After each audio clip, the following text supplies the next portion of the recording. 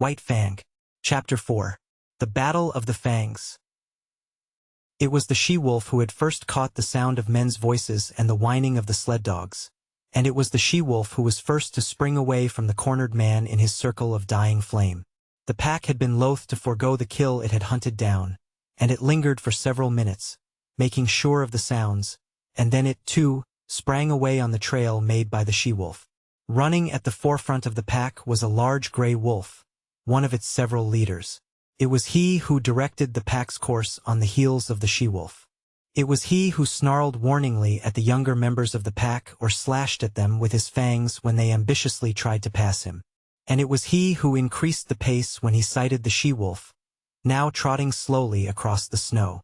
She dropped in alongside by him, as though it were her appointed position, and took the pace of the pack. He did not snarl at her, nor show his teeth, when any leap of hers chanced to put her in advance of him. On the contrary, he seemed kindly disposed toward her. Too kindly to suit her, for he was prone to run near to her, and when he ran too near it was she who snarled and showed her teeth. Nor was she above slashing his shoulder sharply on occasion. At such times he betrayed no anger. He merely sprang to the side and ran stiffly ahead for several awkward leaps, in carriage and conduct resembling an abashed country swain. This was his one trouble in the running of the pack. But she had other troubles. On her other side ran a gaunt old wolf, grizzled and marked with the scars of many battles. He ran always on her right side. The fact that he had but one eye and that the left eye might account for this. He, also, was addicted to crowding her, to veering toward her till his scarred muzzle touched her body, or shoulder, or neck. As with the running mate on the left, she repelled these attentions with her teeth. But when both bestowed their attentions at the same time she was roughly jostled, being compelled, with quick snaps to either side, to drive both lovers away and at the same time to maintain her forward leap with the pack and see the way of her feet before her. At such times her running mates flashed their teeth and growled threateningly across at each other. They might have fought, but even wooing and its rivalry waited upon the more pressing hunger need of the pack. After each repulse, when the old wolf sheered abruptly away from the sharp-toothed object of his desire, he shouldered against a young 3-year-old that ran on his blind right side. This young wolf had attained his full size, and, considering the weak and famished condition of the pack, he possessed more than the average vigor and spirit. Nevertheless, he ran with his head even with the shoulder of his one-eyed elder. When he ventured to run abreast of the older wolf, which was seldom, a snarl and a snap sent him back even with the shoulder again. Sometimes, however, he dropped cautiously and slowly behind and edged in between the old leader and the she-wolf. This was doubly resented, even triply resented. When she snarled her displeasure, the old leader would whirl on the 3-year-old. Sometimes she whirled with him, and sometimes the young leader on the left whirled, too.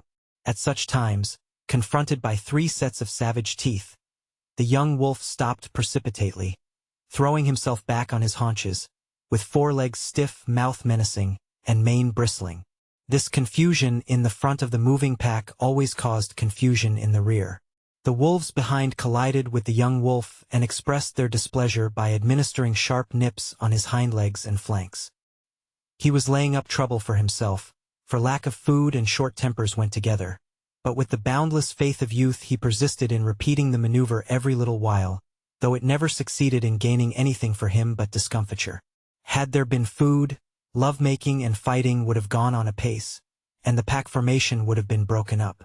But the situation of the pack was desperate. It was lean with long-standing hunger. It ran below its ordinary speed. At the rear limped the weak members, the very young and the very old. At the front were the strongest. Yet all were more like skeletons than full-bodied wolves.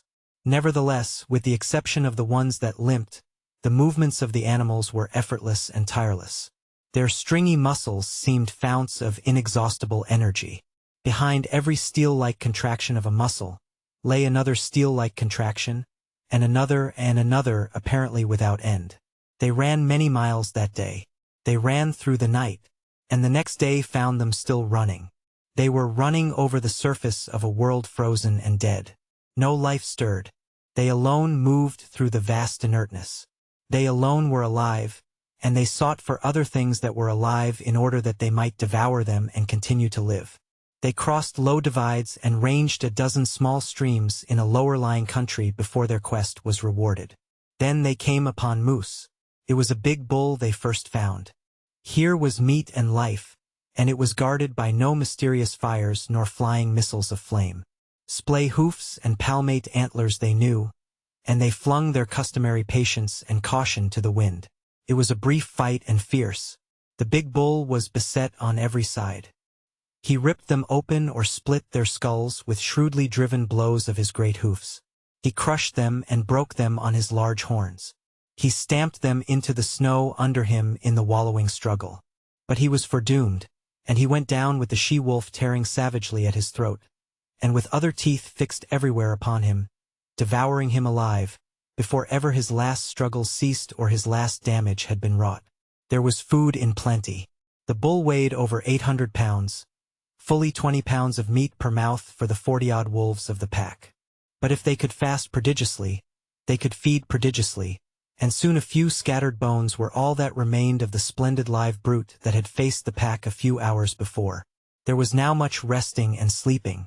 With full stomachs, bickering and quarreling began among the younger males, and this continued through the few days that followed before the breaking up of the pack. The famine was over.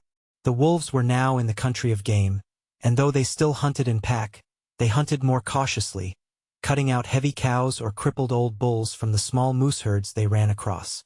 There came a day, in this land of plenty, when the wolf pack split in half and went in different directions. The she-wolf, the young leader on her left, and the one-eyed elder on her right, led their half of the pack down to the Mackenzie River and across into the lake country to the east. Each day this remnant of the pack dwindled. 2 by 2, male and female, the wolves were deserting. Occasionally a solitary male was driven out by the sharp teeth of his rivals. In the end there remained only 4. The she-wolf, the young leader, the one-eyed one, and the ambitious 3-year-old. The she-wolf had by now developed a ferocious temper. Her 3 suitors all bore the marks of her teeth. Yet they never replied in kind, never defended themselves against her. They turned their shoulders to her most savage slashes, and with wagging tails and mincing steps strove to placate her wrath. But if they were all mildness toward her, they were all fierceness toward one another. The 3-year-old grew too ambitious in his fierceness. He caught the one-eyed elder on his blind side and ripped his ear into ribbons. Though the grizzled old fellow could see only on one side, against the youth and vigor of the other, he brought into play the wisdom of long years of experience. His lost eye and his scarred muzzle bore evidence to the nature of his experience. He had survived too many battles to be in doubt for a moment about what to do. The battle began fairly, but it did not end fairly. There was no telling what the outcome would have been, for the 3rd wolf joined the elder, and together, old leader and young leader, they attacked the ambitious 3-year-old and proceeded to destroy him. He was beset on either side by the merciless fangs of his erstwhile comrades. Forgotten were the days they had hunted together, the game they had pulled down, the famine they had suffered. That business was a thing of the past. The business of love was at hand, ever a sterner and crueler business than that of food-getting. And in the meanwhile, the she-wolf, the cause of it all, sat down contentedly on her haunches and watched. She was even pleased. This was her day, and it came not often, when manes bristled, and Fang smote Fang or ripped and tore the yielding flesh, all for the possession of her. And in the business of love the 3-year-old, who had made this his first adventure upon it, yielded up his life. On either side of his body stood his 2 rivals. They were gazing at the she-wolf, who sat smiling in the snow. But the elder leader was wise, very wise, in love even as in battle. The younger leader turned his head to lick a wound on his shoulder. The curve of his neck was turned toward his rival. With his one eye the elder saw the opportunity. He darted in low and closed with his fangs. It was a long, ripping slash and deep as well. His teeth, in passing, burst the wall of the great vein of the throat. Then he leaped clear. The young leader snarled terribly, but his snarl broke midmost into a tickling cough. Bleeding and coughing, already stricken, he sprang at the elder and fought while life faded from him, his legs going weak beneath him, the light of day dulling on his eyes, his blows and springs falling shorter and shorter. And all the while the she-wolf sat on her haunches and smiled. She was made glad in vague ways by the battle, for this was the love-making of the wild, the sex tragedy of the natural world that was tragedy only to those that died. To those that survived it was not tragedy, but realization and achievement. When the young leader lay in the snow and moved no more, I stalked over to the she-wolf. His carriage was one of mingled triumph and caution. He was plainly expectant of a rebuff, and he was just as plainly surprised when her teeth did not flash out at him in anger. For the first time she met him with a kindly manner. She sniffed noses with him, and even condescended to leap about and frisk and play with him in quite puppyish fashion. And he, for all his gray years and sage experience, behaved quite as puppyishly and even a little more foolishly. Forgotten already were the vanquished rivals and the love tale red written on the snow. Forgotten, save once, when Old One-Eye stopped for a moment to lick his stiffening wounds. Then it was that his lips half writhed into a snarl, and the hair of his neck and shoulders involuntarily bristled, while he half crouched for a spring, his claws spasmodically clutching into the snow surface for firmer footing. But it was all forgotten the next moment, as he sprang after the she-wolf, who was coyly leading him a chase through the woods. After that they ran side by side like good friends who have come to an understanding. The days passed by, and they kept together, hunting their meat and killing and eating it in common. After a time the she-wolf began to grow restless. She seemed to be searching for something that she could not find. The hollows under fallen trees seemed to attract her, and she spent much time nosing about among the larger snow-piled crevices in the rocks and in the caves of overhanging banks. Old One-Eye was not interested at all, but he followed her good-naturedly in her quest, and when her investigations in particular places were unusually protracted, he would lie down and wait until she was ready to go on. They did not remain in one place, but traveled across country until they regained the Mackenzie River, down which they slowly went, leaving it often to hunt game along the small streams that entered it, but always returning to it again. Sometimes they chanced upon other wolves, usually in pairs, but there was no friendliness of intercourse displayed on either side, no gladness at meeting, no desire to return to the pack formation. Several times they encountered solitary wolves. These were always males, and they were pressingly insistent on joining with One-Eye and his mate.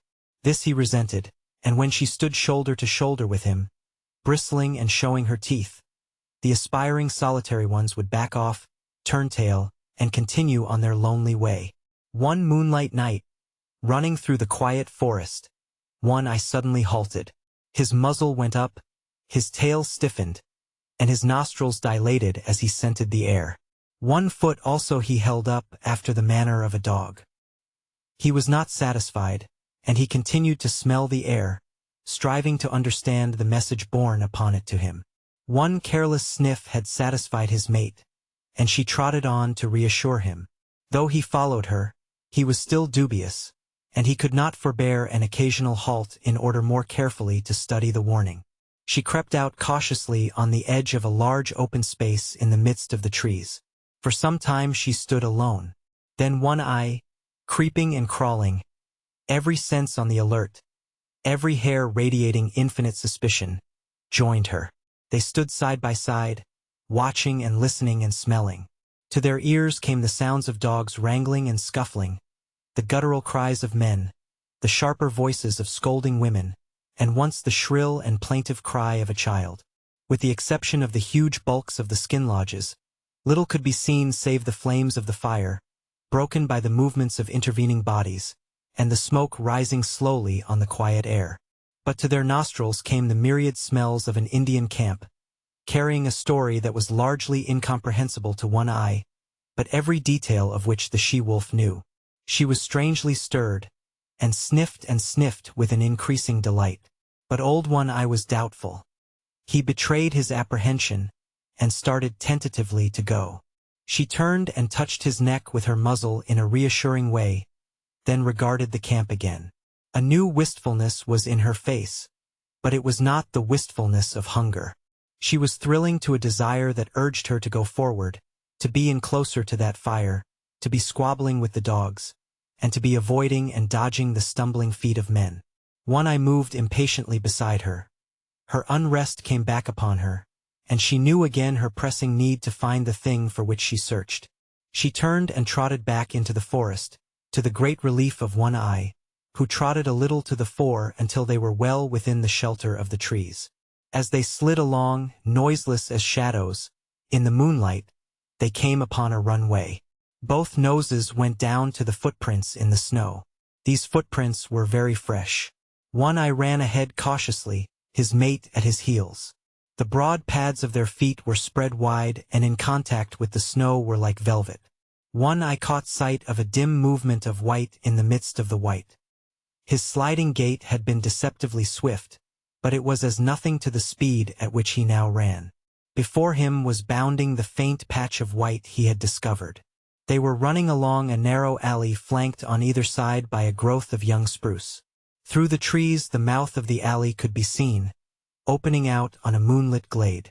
Old One Eye was rapidly overhauling the fleeing shape of white. Bound by bound he gained. Now he was upon it. One leap more and his teeth would be sinking into it. But that leap was never made. High in the air and straight up soared the shape of white, now a struggling snowshoe rabbit that leaped and bounded, executing a fantastic dance there above him in the air and never once returning to earth. One Eye sprang back with a snort of sudden fright, then shrank down to the snow and crouched, snarling threats at this thing of fear he did not understand. But the she-wolf coolly thrust past him. She poised for a moment, then sprang for the dancing rabbit. She, too, soared high, but not so high as the quarry, and her teeth clipped emptily together with a metallic snap. She made another leap and another. Her mate had slowly relaxed from his crouch and was watching her. He now evinced displeasure at her repeated failures, and himself made a mighty spring upward. His teeth closed upon the rabbit, and he bore it back to earth with him. But at the same time there was a suspicious crackling movement beside him, and his astonished eye saw a young spruce sapling bending down above him to strike him. His jaws let go their grip, and he leaped backward to escape this strange danger. His lips drawn back from his fangs, his throat snarling, every hair bristling with rage and fright. And in that moment the sapling reared its slender length upright and the rabbit soared dancing in the air again. The she-wolf was angry. She sank her fangs into her mate's shoulder in reproof, and he, frightened, unaware of what constituted this new onslaught, struck back ferociously and in still greater fright, ripping down the side of the she-wolf's muzzle. For him to resent such reproof was equally unexpected to her, and she sprang upon him in snarling indignation. Then he discovered his mistake and tried to placate her. But she proceeded to punish him roundly, until he gave over all attempts at placation, and whirled in a circle, his head away from her, his shoulders receiving the punishment of her teeth. In the meantime the rabbit danced above them in the air. The she-wolf sat down in the snow, and Old One Eye, now more in fear of his mate than of the mysterious sapling, again sprang for the rabbit.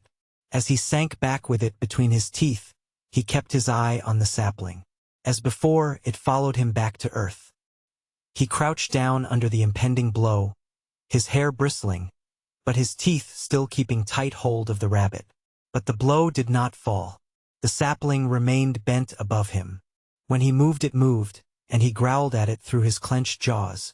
When he remained still, it remained still, and he concluded it was safer to continue remaining still. Yet the warm blood of the rabbit tasted good in his mouth. It was his mate who relieved him from the quandary in which he found himself. She took the rabbit from him, and while the sapling swayed and teetered threateningly above her, she calmly gnawed off the rabbit's head. At once the sapling shot up, and after that gave no more trouble, remaining in the decorous and perpendicular position in which nature had intended it to grow. Then, between them, the she-wolf and One Eye devoured the game which the mysterious sapling had caught for them. There were other runways and alleys where rabbits were hanging in the air, and the wolf pair prospected them all, the she-wolf leading the way, Old One Eye following and observant, learning the method of robbing snares, a knowledge destined to stand him in good stead in the days to come.